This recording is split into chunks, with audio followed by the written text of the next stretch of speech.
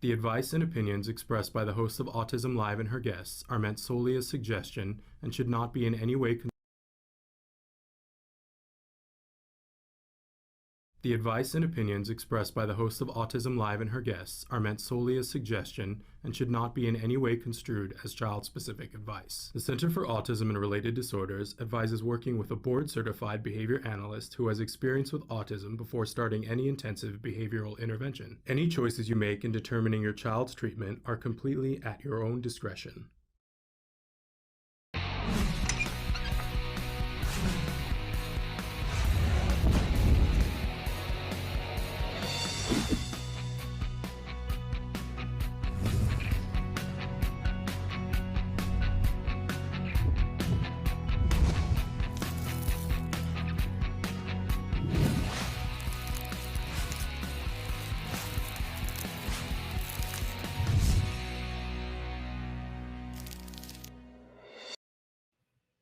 Good morning. I'm so thrilled to be here with you guys and excited. I don't know what's going to happen today. Let me just say that out the gate. I don't know whether we're having our guest or not. It's one of those kinds of mornings, but I'm thrilled to be here with you this morning. I am Shannon Penrod, and I'm going to be with you live for the next hour. Today is the 23rd of September, 2021. We are still doing the show live from different places around the world, and I'm live from a back room in my house. So there you go. My camera's a little cattywampus today. There we go. Sitting between the two doors. That's what I do. But excited to be with all of you. And when I say all of you, I hope you guys know we welcome anybody who has an interest in being here. This show is meant to be informational and inspirational for the entire autism community. And when I say autism community, I want to be clear that that for me starts with the beating heart of that community is individuals who are on the autism spectrum, right? Of course. But then we also include in that community everyone who loves those individuals, that we feel like we are a diverse group of people and everybody has different wants and needs and questions and concerns because we're people and we're not all the same, right? But the one thing that we have in common is that we believe that and know in our hearts that people on the autism spectrum are valued members of our society, that we do not need to fix them at all, but they have a right to make progress. They have a right to be heard in whatever way they need to be heard. They have a right to employment, to love who they love, right? And those of you who are united in that theme, we welcome you to join us here so that we can make progress. Whether that progress is for yourself or someone that you love, doesn't matter to us in terms of you being a part of this tribe. It matters to us in terms of what do you need. So we make the show interactive. We want to hear from you. We want to know your thoughts, your feelings, your questions, your concerns. There are lots of ways to interact. We're live right now on YouTube. We're live on Facebook. We're live on Twitter. I don't believe that we're live on our homepage right now because I think there's a problem. Again, we're working on it. But, it's Thursday. It's Thursday in 2021. What else is new? So if you're watching, give us a shout right now and tell us where you're watching from so that we know you're there. You can interact on YouTube, Twitter, or Facebook, and it will automatically show up here on my screen. You can also interact on our homepage, autism-live.com. There's a chat at the bottom. Unfortunately, that chat is not interactive. Also on my Christmas list for that to be interactive. But I can see what you write, and if you want me to get back to you, you have to include a way to get back to you, right? Usually we talk back to you here, but that might be changing in the future. I just don't know. There are things happening. You know what I'm saying? Anyway, we hope that you will interact, that you will have questions for us, that you will be a part of this community. Sometimes that means just hanging back and watching and listening and hearing what other people ask. I always say, if you have a question, don't be afraid to ask, because your question might be an answer to someone else who didn't even know what question to ask, right? So that's a possibility. But you serve yourself and your loved ones when you ask a question, but you also serve the entire community. I have said for years, I'm a mom of an individual who was diagnosed with autism when he was 2.5, and that I stopped being a mind reader when that happened. So you can't assume that I know what you need. You have to tell me. All right. The thing I say is I gave up mind reading to be a mom of an individual on the spectrum. But that's not even true. I was never a mind reader. So, in any case, we have lots of experts that we invite to be on the show, and that's a big thrill for me. When my son was first diagnosed, I became aware of the fact that there were 1,018 things that I didn't know about my child and what he was going through. And I wanted to know as many of them as I could find the time in waking hours. I really wanted to do the Edgar Casey thing where I could sleep on a book and have it just show up in my brain. It doesn't work for me. I'm glad that it worked for Edgar Casey. It doesn't work for me. But I wanted to know everything. And it seemed like a lot of the places where there were things that I wanted to know were happening at conferences, but I couldn't get to the conferences. First of all, I had no way to fly across the country to be at the conference. And if I could, and if I had the money to do that, which would have taken robbing a bank, which I don't do yet, but who was going to be with my kid while that was happening? And where was his progress going to go while I took 3 days to be at a conference, right? It would have required my husband to stop working, and then would we have been able to pay the rent? So I couldn't get to the conferences back then. You guys can get to the conferences now because in 2021 they are virtual. They still cost money, although the cost of them has gone down exponentially in virtual. And we just did one conference, Dr. Grampiche and I, last week. That was the ASA Greater Phoenix Global Conference. And we did a presentation called What Am I Missing? That's available on video if you decide to. I think you can still register and go to the conference a week late. But there's another conference coming up that we've been talking about a lot. The TACA conference is happening in October, and you should register for tickets right now. If you can't afford it, ask for a scholarship. They have scholarships. But if you don't have the time and you don't have the money even to go to a virtual conference, what we like to do here is to bring experts to you. So you got a free place where you can ask questions, you can get to know them. But don't confuse me with one of the experts. I'm a mom. I'm a former teacher. I passionately care about helping you to get to the answers that you need. That doesn't mean that I have them, but it means that I would be willing to make some phone calls to find them and see if I can get a guest to come on and talk about them. That I can do, and that we try to do. We've been trying to do that for over 10 years. 10 years. My hair has gone white. How long we've been doing it. But I love being here, and I love all of you being here with us. But don't confuse me with one of the experts. Confuse me with somebody who cares deeply about what your part of this journey is and what you're trying to accomplish. Okay? Deal, you know what I always say. We do this together, right? We hold hands. Si se puede. Absolutely. Okay. We do like to start Thursdays with something we fondly refer to as the jargon of the day. This is when we take on one word, one phrase, one acronym. We try to figure out what in the hey nani are those experts talking about? What does this have to do with us? Do we really need to learn this term? And, all that. First, we give you the actual definition, then we make fun of it because, why not? And then we give you a working definition, which hopefully will help you, but please, instead of saying don't, it's hard to not do something. Let's do something else instead. Be patient with yourself. Be patient with yourself. If you don't get it the first time, join the club, right? That's how most of us were. But give yourself the opportunity to come back to it from time to time. Once you've experienced it, it helps you to have an understanding of what the term is. So don't be surprised. The goal of this is that you'll go, I don't know if I get that entirely. But then 2 weeks later, you'll be doing something and something happens. You go, oh, that sounds familiar, I think. And then you hear it again and you go, yeah. Oh, no, I know that was that thing that I saw. And then you start to really get it. So be patient with yourself. Okay. So today's term is, right out the gate, you're not going to love it. Deprivation. And I think we all have a basic understanding of deprivation, right? Don't we think, I immediately go to the person in the desert who's crawling through the desert, desperate for a drink of water. They're in deprivation.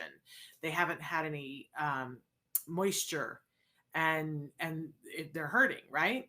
So what has this got to do with autism? Surely we're not putting people in a desert with no water. And I want to be clear, we're not. And anybody who's talking about doing that, but there's a bigger term to deprivation. So let's take a look at what it actually means. Because, sometimes we get a term and we think we know what it means. Let's take a look at it. And let's start with the complicated one, right? Deprivation and establishing we should have a buzzer, Traven, so that at the point where it's like lost me, an establishing operation that results in increasing the reinforcing value of a particular event or stimulus, and thus increases the frequency of behaviors relevant to those events as consequences. For example, person is more likely to engage in behaviors that are previously resulted in access to those events or stimuli in the past. Right? What? I love these because it's like, how far did they have to walk to make this as difficult as possible so that you couldn't understand it? Let's take this like it's a piece of foil and crumple it all up and file it in a circular file. And let's move on to the working definition and see if we can't make heads nor tails of this. Deprivation, when a child or an individual's access to something is withheld or restricted for a period of time, resulting in that thing seeming even more desirable to them, increasing the chance that the child or individual will engage in behaviors that have previously resulted in access to those things. All right, let's look at this again, because this is still, I can tell you that a BCBA gave me trouble about this and said I don't like it. And it made me put in more words. When a child or an individual's access to something is withheld or restricted for a period of time. So first of all, out the gate, what I want to make sure we're saying is that it's not withheld forever. That is not what we're talking about. We're saying that we're not giving and we're not teasing them with it. Something is withheld for or restricted for a certain period of time. And that the result is that thing seems more desirable to them. And what we're going for is the chance that the child will engage in behaviors that previously resulted in access to those things. Okay, let's tear it down, right down to the studs here. So we talked the other day about a preference assessment, that we have to check in with people and go, what do you want? What are you working for? That we can do this with a baby. We put the stuffed toy, the iPad, and, the sippy cup all in front of the baby. And we watch the baby crawl over to the stuffed toy. And we go, yay! And we take the stuffed toy and we rub their face with it. And so they're like interaction, it's all good. And then we take the stuffed toy and the tablet and the sippy cup and we change them around and we make it fun, like it's a game. And the baby's like, I don't really know what's happening, but she seems happy. And then we wait, we pause and we wait to see, does the baby crawl again over to the stuffed toy? Because then that starts to tell me there's a pattern. Even if the toy's here the first time and the toy's there in the second time, the baby prefers right now, in this slice of time, the baby prefers the stuffed toy. Because first it was over here and now it was over here, and they're going to it no matter. So right now the baby wants to play with the toy. Great, let's play with the toy, right? But keep in mind that later on this afternoon, the baby may have had enough of the toy. What happens a lot of the time is that we get full of a toy or full of a food or full of a treat.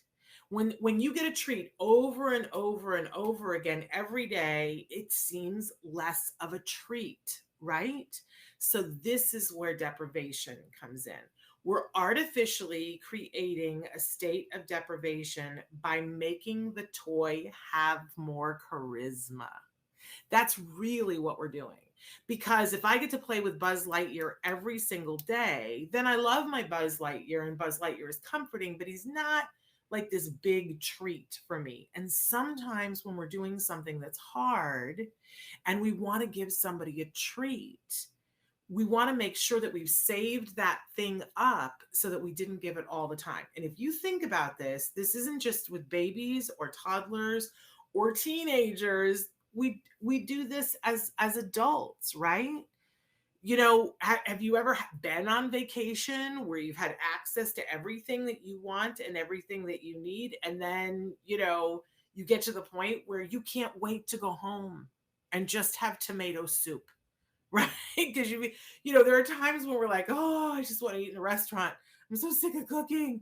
I just want to eat in a restaurant. And then you eat in restaurants for 7 days and you're like, I just want to go home and have grilled cheese and a tomato soup and something easy that I just make myself, right?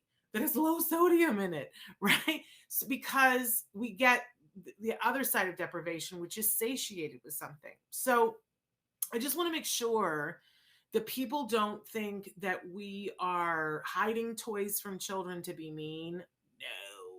No, no, no, no, no, no, no, no. That's the wrong way to look at this. What we're doing is creating a circumstance where the child is going to be like, oh, I love that, right? And if we give it to them all the time, 24 hours a day, 7 days a week, then really they have nothing to get excited about. We all know children who are spoiled, right? And I hate that term because, but you know what I mean by spoiled, where there's a kiddo who says, I want this, and their parents get it for them immediately, right? They don't have to work for it, they don't have to do anything. And it kind of loses its luster for them. We know adults that are like that, right? When you've worked for something and you get it and you don't always get it, it's a special moment. So, what that means as caregivers and therapists is that we're mindful, we do preference assessments, but we don't then, if we know that, so I can think of the little kid that, the kiddo that was really into Lion King. And mom was like, oh, okay, but you know, I just have the one reinforcer. What am I going to do? And the therapy team was telling her, okay, well, first of all, what we have to do is find more Lion King things. So it's not just his Doll, that it's the book about Lion King, and it's the video about Lion King, and it's the coloring book that's about Lion King, so that we have more reinforcers, right? That have to do with Lion King. And then maybe we go into just like a video about lions. So we're pulling it slowly away from lions. Because if we just have the Doll and we pound, pound, pound, and you're working for the Doll, you know, it's not going to be as fun for them. And they're going to be like, why would I work for the Doll? I already have the Doll. And we all work for reinforcers. And if you think about it, it is when we are all happiest. If everything gets handed to you, not as much fun. When you get something that you haven't had in a while, isn't it more fun for you? Isn't that the truth? So we are artificially creating that. And again, it's not a tease thing. If your child loves Buzz Lightyear, you don't get up and take the Buzz Lightyear doll and go, okay, I'm taking Buzz Lightyear and I'm putting him up on this shelf where you can't get him. Nani nani woo woo. No, that would be the wrong thing. What we do is the child goes to bed and goes to sleep, right? And we take Buzz Lightyear and we put him in a room that he doesn't know, and we do whatever throughout the day. And then it's like time for the thing that's really hard, and we go, oh, okay, you know, we show them an icon. We're gonna work for Buzz Lightyear, and we do, and the kid is like, oh, I want my Buzz Lightyear, and we do the thing, and they get through it, and they're happy, and Buzz, right? And they don't even know you took it in and put it in the other room, right? So that's how we create a state of deprivation. We make things special. We make them sparkly by not making them there all the time. And we do it cleverly and mindfully and not ever as a tease, not ever as a tease. Okay. And we never deprive children of food and liquids, not ever. All right. All right. I think we got that clear. All right, let's move on to our question of the day. What was the first thing that you did after quarantine? Which is kind of funny because we're still a little bit in quarantine. And some people to different degrees, but some of us were even more quarantined than others. And my question for you is like, what is the first thing that you will do after you are quarantined? Because I don't want to assume. but thrilled to be back.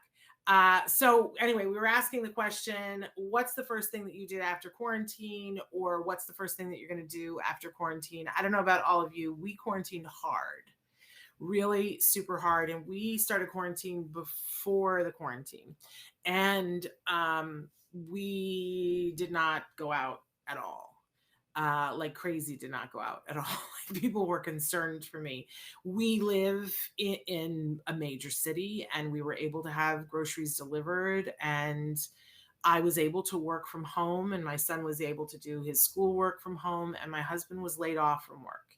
So, and that meant that first his employer paid him, and then his employer, he got unemployment. So we were able to do that. And I know that that's not everybody's story, but we took it very seriously. We were, my husband and I are both older. We have immune issues. Everybody in our family has immune issues.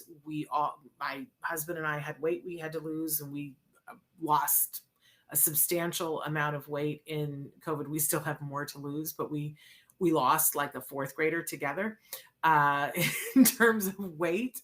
But, we were doing everything that we could to minimize the risk. Because I don't know about the rest of you. I was so worried that something was going to happen to us, and who was going to take care of our kid. That was my big motivator the whole time. I was like, I do not want my child to be here in the house in the middle of a pandemic by himself. So we took it super, super seriously. And so the first thing that I did after I was fully vaccinated, the first real thing that I did was go to my son's high school graduation, which was kind of a ginormous thing, and was very freaky to be out. Everybody had to be masked, and it was outdoors. It was still freaky for me to be out and about. It was just bizarre.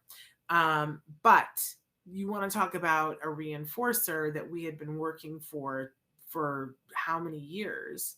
Because of my autoimmune issues, I was terrified in getting the vaccine. I was concerned about, for me, what that was going to be, and I talked about it with my doctor. But that was the big reinforcer for me, was that I was going to be able to attend my son's graduation and hopefully, not get sick and die from it. Man, that was like pretty much every waking moment in the last year was like, how can that happen? But what happened for you guys? What was the big deal for you? I will say it was a couple of weeks later before I went to a Trader Joe's, which was another big thing, that the whole time that we were, for the longest time, we could get delivery from so many other places, but you couldn't get delivery from Trader Joe's. And then people opened companies where you could contract so that they would deliver from Trader Joe's. And now it's no big deal. You can order from Trader Joe's. But that was a big deal to me, to go back into the store and be in a Trader Joe's. But what did you guys do? What's the big deal that you couldn't wait for after quarantine? All right, let's move on to our topic of the week, because I see that Bonnie has joined us. Very excited about that. And our topic this week is understanding behavior. It's interesting that somebody wrote me a question yesterday about, how to facilitate helping a person on the spectrum moving in with them, and to make it easier. And I wrote back and I said, what a wonderful thing that you're thinking of that and asking questions about that. And I talked about communication, and that communication is key. But here's the asterisk, that people on the autism spectrum communicate in different ways sometimes than you might, or I might. We all communicate in different ways, but we can't just assume when people say, well, communication is really important, that we're talking about talking it out, right? It is important to understand that absolutely everything that someone does is communication. And this is what I mean about understanding behavior. If I say something to you and you scrunch your eyebrows together, you didn't say to me, I don't understand, or I don't agree, or I don't, but you scrunched your eyebrows together. And so if I'm truly listening with all my senses, I saw that behavior, recognized it as communication. I'll say, do you have a question?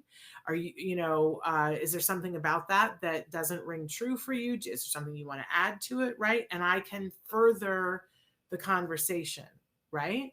Or I can scrunch my eyebrows back at you. And if you're listening, then, more communication can happen with just our eyebrows.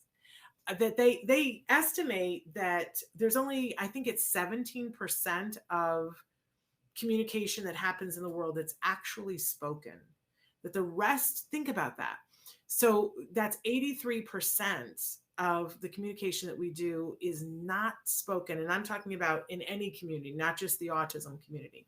So when we look at behavior, a lot of times people get all twisted up in behavior and go, well, that's the one I hear more often that makes me crazy is when people go, well, they're just not respectful. Because I'm like, that's some real expectation about behavior. Let's look at the behavior. What is the behavior? And if we think about what is the behavior communicating, for a lot of people, they'll default to, well, that was disrespect. But is that the case? I've heard this from dads who will say, well, my son on the spectrum, he doesn't show me respect. And if a 4 or a 5-year-old, 6-year-old, 7-year-old, 8-year-old doesn't understand what respect is or understand what you mean by respect, you're not going to get it. You got to look at the behavior and go, what is being communicated here? And am I communicating back in a way that is meaningful to this individual? So often we get it confused, right? That a behavior happens and we make an assumption about what it is and what it means without really understanding what is being communicated. So if you can just change one thing today, when you see a behavior that someone is doing, asking yourself the question, what's being communicated right now? What do I think that person is saying to me? If they could hold up a billboard and instead of doing that behavior, what would it be? And then you can begin to understand, because there is communication. There's a need to communicate in everyone. It's just that some people are going to do it differently than others. And that's not just the autism spectrum, right? I learned as a school teacher that, I don't have time. I'm teaching and I'm up talking. I don't have time, but I can throw Johnny a look and be like, right? That says volumes to Johnny and it gets my need across, right? Teachers have all kinds of things. We point, we'll be talking about something else, but we'll be tapping a book, tapping a desk, right? That's all communication. So think about the people in your life that are behaving in a way that is not your favorite thing, and ask yourself, what do I think they're communicating right now? And how might I communicate back to that, as opposed to all the things that I packed into it that I thought it might be. Yeah. All right. Having said that, it's time to move on because Bonnie is here. We have the amazing Bonnie Yates. She is a special education attorney with Tollner Law Offices. She is amazing, and I'm so lucky that I get to have her with us here on the show as a regular, and also that I consider her a good friend. So Bonnie, how lucky am I? Bonnie, welcome. You're lucky because you're wearing really psychedelic blue purple. That's my favorite color. Yeah, well, it must have been some Vulcan mind meld, because this morning I was like, what am I going to wear? And I was like, I got to wear this today. Yeah, no, you nailed it. Hi, Shannon. Hi, everybody. I'm glad to be here. We have some interesting topics to cover today that hopefully will help you navigate your child's IEP. I'm supposed to tell you that I'm here courtesy of Tollner Law Offices. We're a 12 attorney firm in San Jose, California. We offer free consultations to anybody in California. If you go to our website, you can find the paperwork for that. You can also reach me. My email address is on the website. My phone number is 310-245-1968. Shannon and I started this, I don't know, so many years ago, and the time has gone fast. And our idea was not that this would be a substitute for you meeting with an attorney to discuss your individual problem, which I would always encourage people to do. I would say generally in special education, you can talk to multiple attorneys because most of them do not charge for the initial consultation. They want to get to know you and see if they can help you, and you can learn a lot in those situations. But we wanted to teach people about the IDEA because the IDEA, the Individuals with Disabilities in Education Act, was supposed to be for parents to be able to access their child's rights under the IDEA. And everything went sideways and got very formal and very statute and regulation heavy and very rule heavy.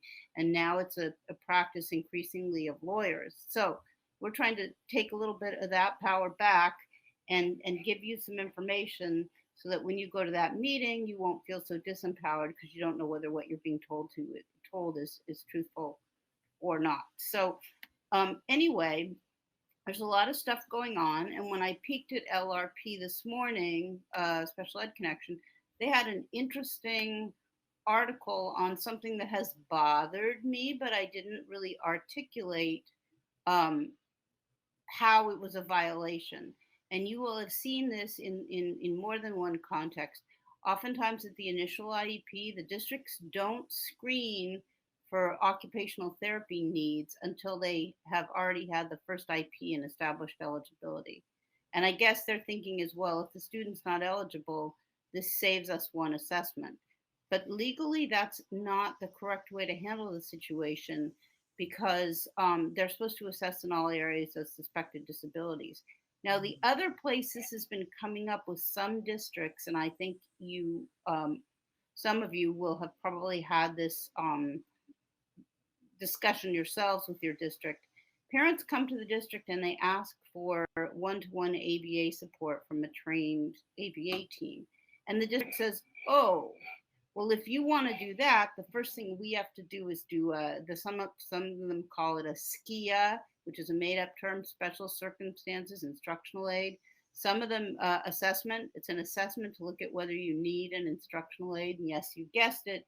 Most of the time, the assessment is just going to buy the district 60 days. There's also LA Unified. If you ask for behavior services, they say you can't ask for that. We have to do a functional behavior assessment before we can even have that discussion. So anyway, I'm just minding my own business. And I looked at this article and I thought, this is good. Let's talk about it on the show. So make earnest efforts to fulfill IEP objectives. This is obviously the special education publication, the editors writing up this stuff for school district administrators. So even if staffing and resources are in short supply, districts should make earnest efforts to fully implement students' individualized education programs as required under the law. 34 CFR 300.323. CFR is the federal regulations that implement the idea. Provides that a district must implement the IEP by providing as soon as possible special education and related services that accord with the student's IEP. Districts should not delay special education and related services nor acquiesce service delivery efforts by the IEP team to systemic practices, for example. In May, the Maine Department of Education found a systemic violation of state law and the IDEA by a district's practice of mandating social work assessments before adding counseling services to the student's IEP. In Lewiston, the state educational department determined that a student with emotional disturbance was delayed services for 3 months due to the practice and ordered compensatory counseling services. The state also required the district to clarify its policy regarding adding counseling to a student's IEP to reflect deference to the IEP team decision-making process. So I was like, hey, that's cool. I just filed a case against LA Unified where that's exactly what they did. They said to the mom, no behavior services because you haven't had a functional behavior assessment. Then they did a functional behavior assessment that like blew my mind because this is what they did. The student was at that time engaged in distance learning at home. He was at home because even after the parents got a mask accommodation for him, the districts didn't want to deal with it. LA Unified people didn't want to deal with it, so they sent him home. That's another chapter of the same story, right? Because they thought that since his mom was from a low income community, that she was going to take her kid home. So, anyway, the district policy is that they aren't doing any in home assessment. So, we had our student doing his synchronous learning at home, because as you know, LA Unified does have a virtual curriculum this year. And then on another screen, so he's looking at a screen, and then she's looking at him on another screen, evaluating his behavior. And I might add, evaluating his behavior from kind of like the elbow crease up, right? Right? Because she can't see what he's doing with the lower part of his body. I mean, if his behavior becomes extreme enough and he tries to elope, which was the whole function of the behavior support plan, yeah, then she'll see that. But how does she figure out the antecedents if she can't even see his whole body? What if his mom, God bless her, put him in a pair of pants that have a really itchy tag, and the tag is getting on his nerves, and that's causing him to fidget and then act out? So anyway, my point is, I filed for due process, but I don't like that I didn't know to articulate that it was illegal to require him to put his needs on hold and not look at them until the functional behavior assessment was complete. So that's point one for the morning, is they have to, as a team, when they get together, they're empowered to offer whatever the student needs, and they can't wait on it. If they have compelling information that the student needs a service, they can't say, yeah, we just, we're going to send you an assessment plan. That'll take 15 days. Then you have 15 days to return it. So that's 30 days. And then we have 60 days to do the assessment and hold an IEP meeting. So that's 90 days. You can really see the cost saving, right? Yeah. Bonnie, this is huge, because I certainly have been through this with my son. I can remember when he was in kindergarten, they had, they identified that there was an issue, that it was hard to get him to write, that he didn't like writing time. He didn't want to do that. So they agreed to do a functional behavior assessment. And I think it took the rest of the school year. I think it was first grade before they got around to coming up with, and then there were weeks upon weeks where they had meetings before they came up with the behavior intervention plan. We lost a year because they ditzed around, which made me crazy. Well, and that's clearly illegal because they have to complete the assessment within 60 days. But I haven't even had a chance to like really debrief about this with a behaviorist, because I just had to file, so I haven't had that conversation. But think about it's like there are multiple levels of potential limitation on how you can accurately view and collect the information. You just can't see enough in that setting. And really the only clue we had was that this was a student that was not able to access distance learning. So, I mean, they're seeing him at his worst in a certain sense, but they're also not getting a complete picture. And then this assessment is going to be used to make a decision about whether or not he needs one-to-one ABA support. So it's pretty fundamental. So that was issue one of the morning. Going back here. Issue 2 was a little article called "Use the Golden Thread Method to Draft Strong IEPs."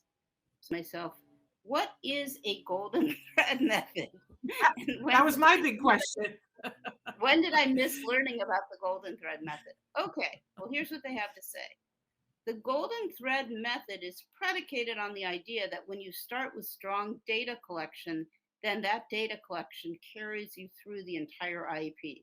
Well, then I was like, well, I definitely have to read this, because my general impression is that IEPs are replete with references to how the classroom teacher or whatever support person will take data to find out if the goal is met for the year. But when you actually get around to asking for that data, if you do, you'll either get nothing or not much. And this is another issue that's been bothering me, and I've been feeling like I need more to say about it. So let's see what they have to say. I'm sure you all have had the experience with having them say they're collecting data, and you get back one piece of paper with some columns and some smiley faces and said, Brendan had a great day today or something. Right. Anyway. Well, and what? just when you were saying what they had done to me was illegal, part of it was that they did the assessment and they were taking the data and then they were interpreting the data and then they were writing the BIP. But what I got was a sheet of paper with hash marks on it. That was okay. how the data arrived. But my thing has always been, Bonnie, is that I don't think that they train anybody on how to take data. Well, that might be why the data looks the way it does, Shannon. So here's some stuff for people to chew on. Okay. Insufficient data tends to be what parent attorneys really hone in on. So of course, because we're all insecure, right? Professionally insecure. I'm like, man, am I doing enough homing in on this issue? It tends to be the focus of a lot of due process hearings. Strong data collection is good practice in terms of writing a legally compliant IEP. It's also a proactive way to prepare yourself for the best possible situation if you do end up in a hearing. IEPs must contain a statement of the child's present levels of academic achievement and functional performance, including how the child's disability affects the child's involvement and progress in the general ed curriculum. This present level of academic achievement and functional performance essentially creates a baseline for designing an educational program and measuring future progress. And they cite a case from Bakersfield. Okay, so that's what we call the PLOPs, the present levels of performance. Those are something that should be discussed in the beginning of the IEP before you get to goal progress. Okay, where is the student at now based on objective criteria?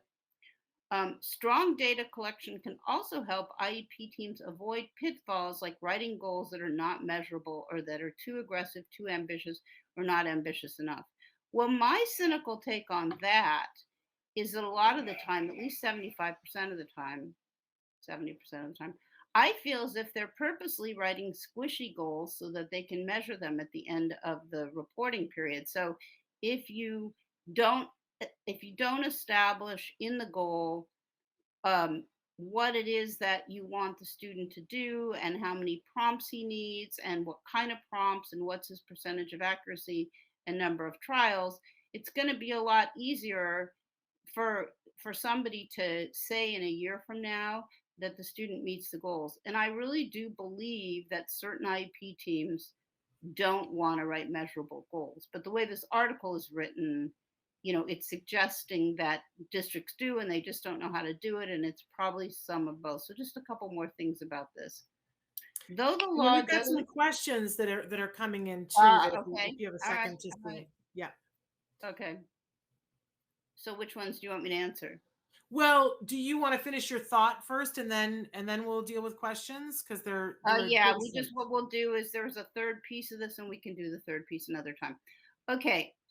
Though the law doesn't require baseline data for every IEP goal, it can be very helpful. It helps you determine how aggressive you want the goal to be or how much progress you want to see in the coming year. It's difficult to do that if you don't have clear information about current performance levels. If you have good student-specific data, then you can write a strong present level statement. Use qualitative and quantitative information that reflects not only numerical data about student performance level, but also descriptive data about how it impacts a student's ability to access and make progress in the general education curriculum. Our goal for kids is to fill these holes in their skill sets that are hindering their ability to access general education program curriculum.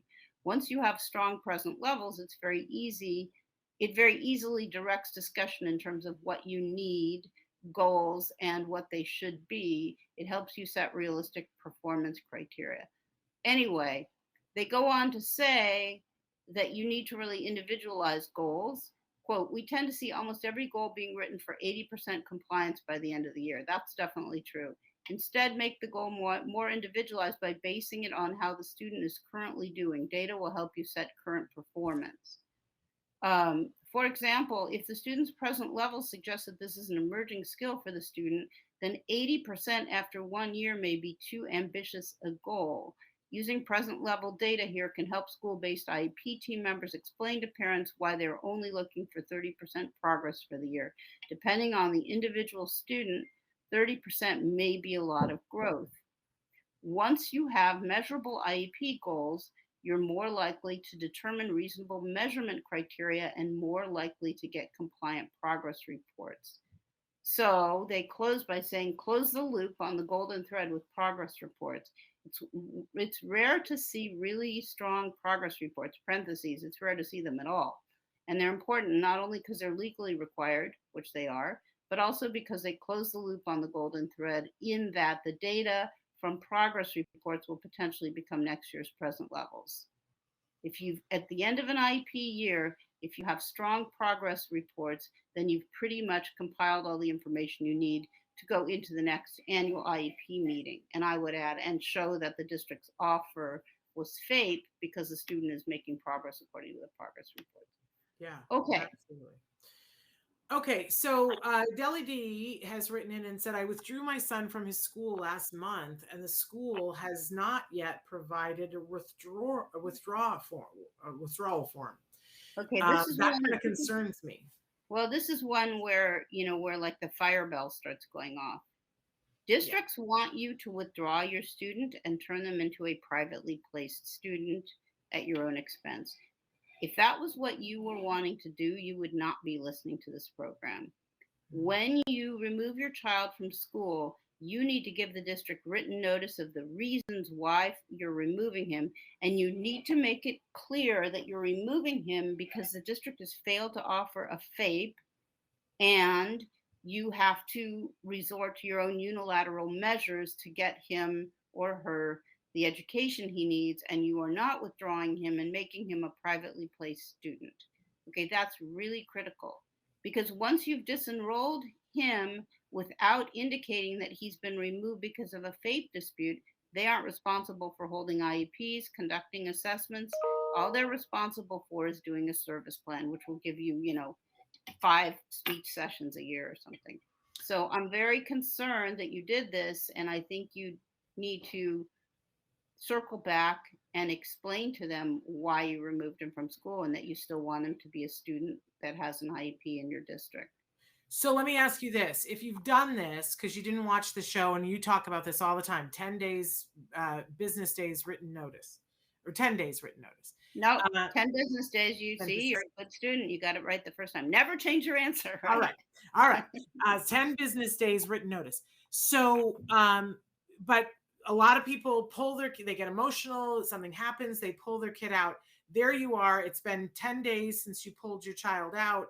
And you're like, do you now have to take your child back to school for 1 day and then provide? No, I don't think you do. I think you just clarify that all along what you were doing was a removal for a denial of FAPE. Okay. You just have to push back against this. One of the school law firms started to flock this really hard about a year ago and started telling districts to just send everybody letters saying, okay, now you're disenrolled. And, we've never had it come to anything with our cases because we write back and say, no, this isn't a correct statement of the client's position. Here's what actually happened. It's when you don't do that and months and months and months go by, there's no liability on the part of the district. And we all know that the way you're going to get the stuff you need is file for due process and settle at mediation. You can't do that if the student is not a resident of the district. Okay. So she should get an email to them today saying, I've taken my child out of school because you're not meeting FAPE, FAPE, and here's why. Yeah. And I'm, to the extent that I'm paying for private services, I'm going to seek reimbursement from you. Whole other sentence. Now, they also went on to ask if can an ABA therapist provide info for an IEP? The law is very clear that you are entitled to attend and be accompanied by anybody that will assist you in securing your child's, IEP. That could be a support friend. It could be a behaviorist. It could be a pediatrician. Anybody who has information that the IEP team should hear. I think the problem becomes if you have a therapist, a behavior technician that you want to provide information for the IEP, you need to make your ABA provider aware of that. And then often the thing that I see parents come up against, Bonnie, is that they want their BCBA or one of the technicians to be at the IEP or to write a report. And often the insurance will say they're not going to pay for it. Well, that's a different issue. But if you have somebody you want to bring, when you get the meeting notice, I think there's usually a place on the meeting notice form that you sign to indicate that you're bringing somebody. Right. But I just would say to caregivers, you might call your ABA provider and they'll say, oh, we don't do IEPs. That's because they're a lot of times what they're really saying is we can't bill for that. If you really want them to go, you can private pay for them to go and just bring that up to them. Sometimes they just don't bring it up because they hate it having to charge you personally. I think it's aversive for them. So they just say they don't do them, but they will. And sometimes it is so worth it to pay a behaviorist to go with you for an hour to be there because it will make a difference in what you get in your IEP. I think it's even more effective when you take a lawyer or an advocate. But to have an expert along is not a bad thing, in my opinion. Do you disagree? Never a bad thing. Okay. Never a bad thing. No, because the behavioral people have a lot of information about the child that I don't necessarily have. Right. Okay. Deli D also said that they pulled them out because they don't provide speech. And how am I paying ABA speech therapy and OT? Now I'm paying ABA speech therapy and OT. So can you let us know if you're in California or somewhere else? Yeah. And while we're waiting to hear back, Nethravati has written in and said, ma'am, my son's 2.5 years old, autism. A child can be as normal child, please. I want to contact you. How can I? And how long does it take for a child to improve? Very slow or very fast? I don't know which one of us they're wanting to contact, Bonnie. So let's give both of our contact information. Tell people how they can contact you. Okay, so I can be reached through the Tollner website. I can also be reached via email, byates@tollnerlawoffices.com. My phone number is 310-245-1968. For the lady in Florida, I direct you to COPA, Council of Parent Advocates and Attorneys, COPAA.net. I think you need to talk to a Florida attorney about what's going on with your case. It sounds bad to me. Doesn't sound like they're doing the right thing. Yeah.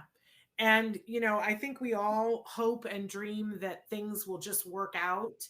But often what happens is that it works out for the school district because we wait for things to work out and they don't have to pay for what they should have to pay for our child. So I'm with Bonnie. Get yourself the help that you need. For the other person, if you need to get a hold of me, my email is s.penrod@autism-live.com. You can also always reach us if it's easier to remember. You can write to autismlive@gmail.com. autismlive@gmail.com is a great place for you to write to us at. Okay. So Bonnie, we're pretty much out of time here. Yeah, that's fine. I'll save the last piece of business for next week. I'll just tell you what it is. It has to do with how you establish present levels of academic achievement and functional performance. So this is keying off the earlier two topics, since the functional levels of academic performance and the present levels of performance are really important if you're going to write good goals. And a lot of the time what I see in the baselines, which are the present levels, I see stuff like, Johnny has trouble at lunchtime. He often won't eat his sandwich or something, and that's not a quantified baseline that will allow you to develop a goal that's measurable. And so we're going to talk more about how you can help the school district in your IEP meetings develop meaningful present levels of performance. And we'll save that for next week. And if people want to send in questions between now and next week, we'll answer them on the air. And I'm just going to tell you all, I'm really surprised we're not getting more questions about masking, distance learning, emergency plans, retention, independent study, what's not going right at school. Me too, Bonnie. I think part of it, my guess is that parents are so fried and so excited that their kids are back in school that they're saying, I'm just going to see if it works out. I'm going to guess that in October is when it's all going to start hitting the fan and parents are going to go, this isn't working. But it's been good for them to get the break. I think the caregivers needed the break. Yeah. But soon I think they're going to say that the school is not beneficial. Deli D just said, the school said that my son does not need speech, but his neurologist recommends speech OT. Okay, I say based on everything you've told me, you need to talk to a Florida lawyer now. Yeah, because schools are going to say that, but if your child has a diagnosis of autism, I think the case can be made that they need speech. Sometimes schools will just say, oh, well, your child can speak, so they don't need speech. And there's so much more to speech than that. Yeah. Most kids on the spectrum, not on the spectrum, could use good speech. So it's hard. Certainly on the spectrum. My working assumption for a child that has an autism diagnosis is that his IEP services are going to include individual speech, individual occupational therapy, and perhaps when he has more skills, group OT and group speech. But he shouldn't have an IEP without those things. I think it's just not likely that he doesn't need speech. Anyway. And the funny thing is that was always sort of like, baseline. And then suddenly when speech got hard to deliver in COVID, now suddenly all these kids don't need speech according to the school district. Yeah. Anyway, Tollner Law Offices, tell us how we can reach you there, Bonnie. Go to the website and fill in a new, what is it called? There's some kind of form you fill in if you want a free consultation. So do that if you live in California. I have to go. I have another thing to do now. Thank you very much, everybody, for tuning in. Give us your questions for next week. And when we come back, we'll be talking about plops. Thank you, Bonnie. Present levels of performance. Thank you, Shannon. All right. Bye-bye. Everybody. And I've just got one quick announcement here at the end of the show. During the show, we got an email letting us know that Nickelodeon is doing an open call for performers with who identify as having a disability, which autism counts as that. I know you might have an emotion about that, but they're counting it. So they're doing an open call. You can go to Nick online, opencall.nick.com. They are specifying that they want people who are 18 years old or younger. All talent that identifies as disabled is encouraged to submit. They want for you to, and they list all the different things here. You can be using assistive technology or not. We're looking for funny kids with great confidence, fun personalities, and lots of energy. If your kid can sing, dance, rap, and or play instruments, we want to see those talents too. They are committed to diverse, inclusive casting. For every role, please submit qualified performers without regard to disability. They want you to make a video. There are instructions. It's too long for me to go through the whole thing. So go to Nick online, opencall.nick.com. They're very specific taping instructions. It is due by October 15th. So you've got a couple of days to do that. But if you have a kiddo, or if you are under the age of 18 and you are talented and want to audition for Nickelodeon, what an opportunity. We've been told that this was coming, that all of the studios were going to be very proactive in their casting, and that there were going to be some open calls. So look, there it begins, Nickelodeon. If you know somebody, share that information with them. Hey, we're back tomorrow with a very important show. Let's Talk Autism with Shannon and Nancy. And we've got a great guest. Karen Nolte is going to be with us talking about the GEMMA project. It's something that you're going to want to know about. It's a new research project. And I think that you guys are going to be really super interested in it. So be here tomorrow for that. Until then, give your kiddos a hug from me and one for you too. Bye-bye for now.